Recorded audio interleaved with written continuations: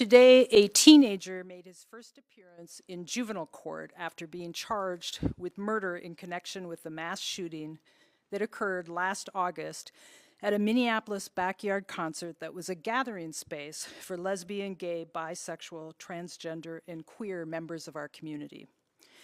The teenager charged today was 17 years old at the time of the incident. These charges are the result of a collaborative investigation by the Minneapolis Police Department and the Hennepin County Attorney's Office. Our two offices have worked together since this tragic shooting occurred last August to review evidence and to prepare the cases for charging. I'm grateful for the collaboration between the senior attorneys in our office that spent considerable time working on this investigation. Although it has been 8 months since this tragedy occurred, we have been persistent throughout this time to work with our law enforcement partners and seek accountability. We have not forgotten about Nicholas Golden, who was murdered that day, and the other victims who were significantly harmed. This shooting at what should have been a joyous event rocked our LGBTQA+ community and increased fear among a community that is too often already under attack. We've not charged this as a crime motivated by bias. As you know, prosecutors don't have to prove motivation. But I want to acknowledge that there were hateful and hurtful comments made during this incident. There's no doubt about that. This case remains under investigation, and we firmly commit to doing what we do in every case, which is to do everything in our power to understand the facts and prosecute the case appropriately. We are committed to holding those who caused this harm accountable, to offering, as we already have, our office's resources to those who have been impacted by this senseless violence, and to continuing the urgent work of addressing gun violence in our community. We have filed a motion in this case to have adult certification studies completed. These studies will provide us with important information that we need to decide whether to seek to have the case moved to adult court. We will also engage with the victims as this case proceeds. This is the process that we have used in all cases when the person charged was younger than 18 at the time of the incident and the case warrants consideration of certification. Today's filings mark the beginning of this process, and no decision will be made until the process is complete. All of our neighbors have the right to live authentically and free from threats of violence, and that includes members of the LGBTQIA+ community. The individuals at this concert were enjoying a beautiful summer evening, great music, and good company, just like so many of us do during summertime in Minnesota. Violence like this strikes fear into the hearts of all of us. It makes us fearful to live our lives, and it has deeply impacted our LGBTQIA+ community. Everyone should feel and be safe when they come to Hennepin County. We are committed to using all available and appropriate tools to enhance the safety for every resident in our community. Our pursuit of this goal is tireless and foundational to all of the work of our office. Thank you. Questions? Yeah, just Mary, why not just take a stronger stance? He's 18 now. It's a horrific crime. He involved is the allegation. You could come out here and say today we're going to adult certification. Why not be a little bit more firm and show this community that you're going to hold this young man accountable to the fullest extent of the law? I absolutely know we will hold this young man and the other young man accountable. But our process is to look at each and every individual as an individual and wait until we get the certification study, the psychological reports, and talk to the people who've been harmed by this tragedy. Can you talk about what's been going on with the second suspect? So we did file this a couple of weeks ago, and we filed it under seal. We did that because it makes law enforcement's job safer. When a person who is suspected of a crime doesn't know that we have actually charged them. So right now, law enforcement partners continue to search for the other young man. Can you say more about how old he is? Any other information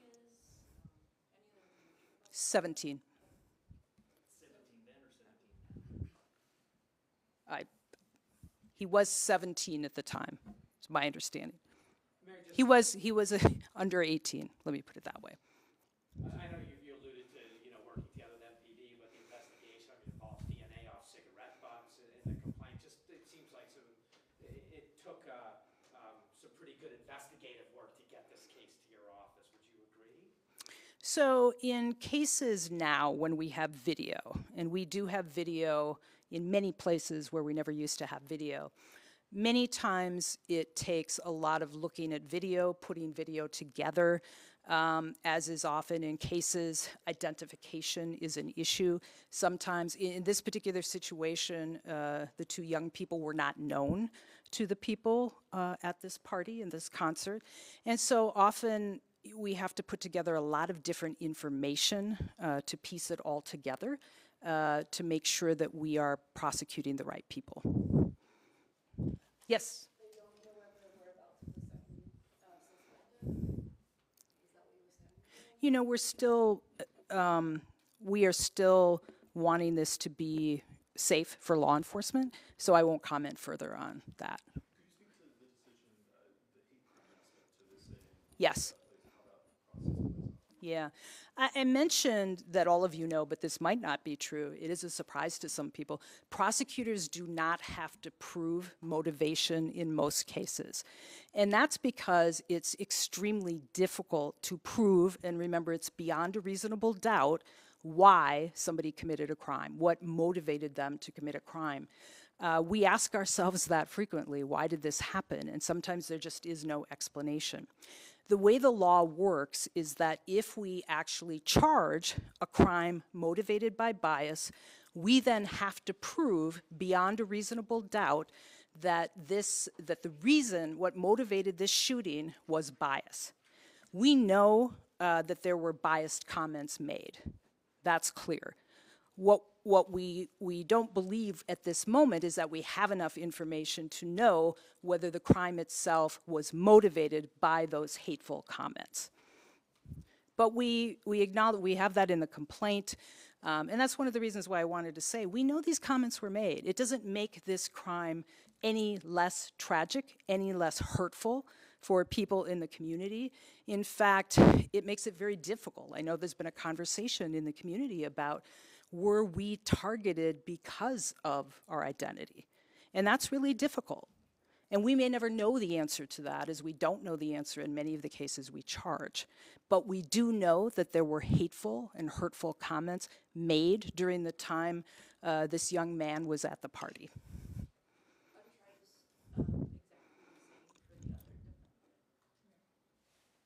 Yeah, I can't speak to that complaint, which is still under seal. Any indication who fired which gun? Because I know one had like significantly more gunshots. Yeah, at this point I don't want to get into the specific details. And I do want to remind people, these are two young people, and just like everybody who we prosecute, they are presumed to be innocent. And so we try to limit the comments on what we believe happened. And I'll just let the petition itself stand on its own. So we could speak to the time frame, because obviously this happened quite a bit of time ago. It sounds like there was a lot of people, a lot of factors that went into bringing this to them. Can you say more about what? Yeah, could you speak to what's been happening the last 6, 7, 8 months to finally come to this day? Right. We have been working with MPD, giving them ideas, and they've been following up. They've been doing some of their own investigation. We've had conversations with them about what we need to prove this case beyond a reasonable doubt. Our senior attorneys have looked through all of the video. As I said before, cases now can be very complicated by the fact that we have to use a lot of video. And it can be piecing together different videos. And so our office has worked with MPD all through that time to try to make sure that we got a case that we felt confident in, and when we felt confident that we could prove the case beyond a reasonable doubt, we brought charges.